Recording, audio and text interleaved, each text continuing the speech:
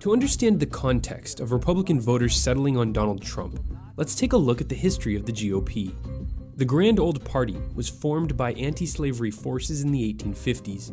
Back then, the Republican Party was actually the progressive party in American politics. The first Republican president was Abraham Lincoln, who was elected in what political scientists say was the first of 3 critical elections in American history. Before Lincoln was even inaugurated, 7 southern slaveholding states had seceded from the Union, setting the stage for the Civil War. Lincoln and the Republicans in Congress who controlled the Union won that war and freed the slaves. But after Lincoln was assassinated during Reconstruction, the Republican Party punished former leaders of the Confederacy by not allowing them to vote or hold office, and gave former slaves the right to vote. This turned whites in the South against the Republican Party for the next 100 years, and led to the creation of the Ku Klux Klan and Jim Crow laws that enforced segregation and took the vote away from blacks. In 1896, the second critical election in American history gave William McKinley the presidency and the Republicans large majorities in both houses of Congress. This time period cemented the Republicans as the party of low taxes, conservative social policies, and anti-government intervention in the economy. Although legendary President Theodore Teddy Roosevelt tried to push the party in a more progressive direction. Fast forward to after the stock market crash of 1929, when the country was in the depths of the Great Depression, but the Republicans refused to take direct government intervention to help the economy, leading to the third critical election in American history, in 1932, when Democrat Franklin D. Roosevelt and his New Deal coalition defeated incumbent Republican President Herbert Hoover by 413 electoral votes. The only thing we have to fear is fear itself. Roosevelt then enacted the most progressive social programs in history, won re-election 3 times, and led the US to an eventual victory in World War II. The Republican-controlled Congress never wanted to be out of power for that long again, so they approved the 22nd Amendment to the Constitution, which limited presidents to just 2 terms in office. After the war, Roosevelt's Democratic successor, Harry Truman, integrated the US military, a move that angered many white Southern Democrats who began switching to the Republican Party. In 1952, Republican Dwight D. Eisenhower, the World War II Supreme Allied Commander, became president. His centrist governing style went a long way toward normalizing Roosevelt's expanded role for the federal government. In 1964, Democratic President Lyndon Johnson signed the Civil Rights Act, which was intended to end discrimination, especially in the South.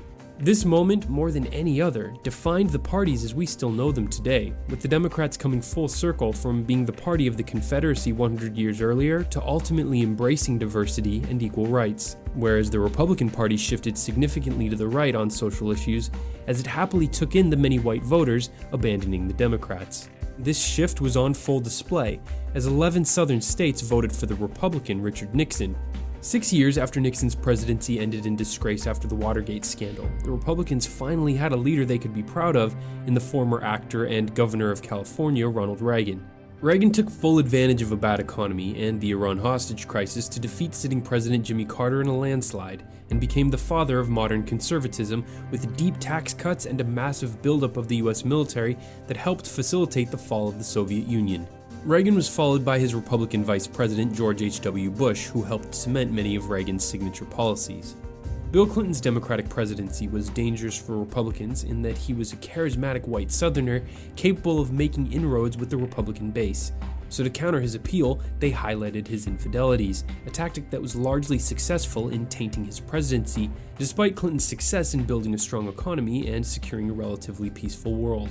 Clinton's troubles led to the victory of Texas Republican Governor George W. Bush over Clinton's Vice President Al Gore in one of the closest elections in history, a contest that was ultimately decided by the Supreme Court. Just moments ago, I spoke with George W. Bush and congratulated him on becoming the 43rd President of the United States. Bush actually lost the popular vote to Gore by more than 500,000 nationwide. The 2001 terrorist attacks sent Bush's approval ratings into the stratosphere, but his presidency quickly went awry. Instead of continuing the strong economy he inherited from Clinton, W. Bush instead invaded Afghanistan and Iraq, 2 costly wars that the Republicans combined with deep tax cuts, creating a massive hole in the US budget.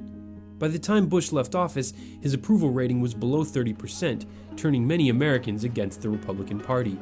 In the final weeks of the 2008 election, the economy collapsed, undermining the credibility of the Republican nominee John McCain and handing the White House to Barack Obama, the nation's first black president, who won a convincing victory with large majorities in both houses of Congress. Upon taking office, Obama moved quickly to enact his reformist agenda, which included overhauling the healthcare system, jump-starting the economy with an $830 billion jobs and infrastructure stimulus package, and passing financial regulatory reform to rein in the excesses of Wall Street. Out of power and desperate to stop Obama and the Democrats from achieving too much, Republican elected officials and powerful conservative media outlets began to make thinly veiled racial attacks on Obama to stir up passions among their mostly white supporters. Passions that the party's 2008 vice presidential nominee, the rural Alaskan Governor Sarah Palin, had flirted with during the previous campaign. It worked, and with the help of right-wing mega-donors like the Koch brothers, who spent hundreds of millions of dollars to stop the Democrats from acting on their electoral mandate, Republican voters came out in full force in the 2010 midterm election, handing the Republicans back the House in the biggest congressional swing in more than 60 years. But Republicans in Congress didn't live up to their promises to repeal Obamacare or many of the other achievements of President Obama, further frustrating their voters, the culmination of which was the birther movement, spearheaded by none other than Donald Trump, who insisted that Hawaiian-born Barack Obama was actually born in Kenya. I want him to show his birth certificate. In the eyes of most Americans, Trump was embarrassing himself. Obama even taunted Trump to his face several times. All kidding aside, obviously we all know about your credentials and breadth of experience. That was likely the moment when Trump made up his mind to run for president, as his ego couldn't handle becoming a laughingstock at the hands of his archenemy. But the same outlandish behavior that made Trump the butt of jokes like to punch him in the face, I'll tell you. also made him a favorite among Republican primary voters. It also helps that Donald Trump is an expert at using America's media culture to his advantage, and in his campaign for the Republican nomination, he simply doubled down on the braggadocio. Go ahead. Go ahead, don't get nervous. Translating his appeal with the TV-obsessed masses as the tell-it-like-it-is billionaire into millions of actual votes to become the Republican Party's 2016 presidential nominee. To color in the picture I've drawn of how we got to Trump, here are the more colorful words of Matt Taibbi, a writer for Rolling Stone, who offers an autopsy of the Republican Party that is so unwaveringly true that I'll repeat it at length. His article is linked below. Quote, "The rise of Trump's throw-the-bums-out vibe was the inevitable consequence of the basic dynamic of the party, which by the end was little more than a collection plate for global business interests that were, if not foreign exactly, certainly nationless. There was a time in this country, and many voters in places like Indiana and Michigan and Pennsylvania are old enough to remember it, when business leaders felt a patriotic responsibility to protect American jobs and communities. Mitt Romney's father, George, was such a leader, deeply concerned about the city of Detroit, where he built AMC cars. But his son Mitt wasn't.